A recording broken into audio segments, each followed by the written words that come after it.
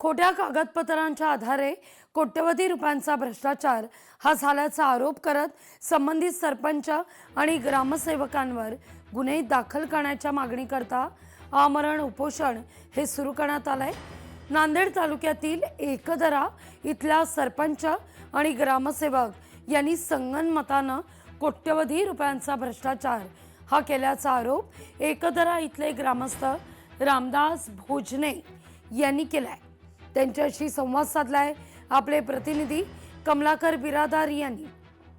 नांदेड तालुक्यातील एकदरा गावात कोट्यवधींचा भ्रष्टाचार झाल्याचा आरोप रामदास यांनी केलेला आहे आणि त्या विरोधामध्ये मागील 5 दिवसापासून जिल्हाधिकारी कार्यालयासमोर उपोषण सुरू आहे आणि त्यांच्या समर्थनात अख्खं गाव या ठिकाणी आलेलं। काका, काय सांगाल, तुम्ही इकडे आलेलात, काय प्रकार आहे आणि तुम्ही इथं आलेले आहेत?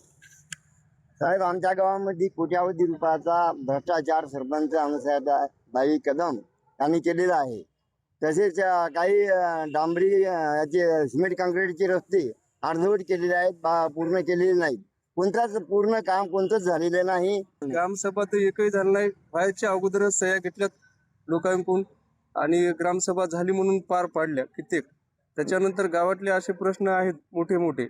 पांधण रस्त्याचे कामं जे होते त्या पांधण रस्त्यावर एकही खडा न टाकता परस्परी बिलं उचलून खाले। ग्रामपंचायतीमध्ये लाखो नाही तर कोट्यावधी रुपयाचा घोळ झाला। आज 5वा दिवस आहे, कुठलाच आमदार नाही, खासदार नाही, प्रशासन नाही, फक्त व्हिडिओ येतात आणि जे आमचे विरोधक ग्रामसेवक ज्यांच्यावर आम्ही आरोप केलाय त्यांनाच धरून आम्हाला धमक्या देतात। व्हिडिओ यात इन्व्हॉल्व आहे तर हे राजकीय षडयंत्र आहे।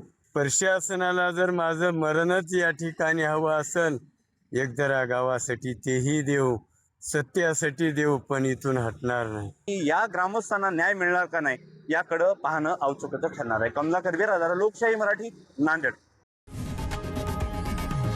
लोकशाही मराठी ऐका, पहा, जागरूक रहा।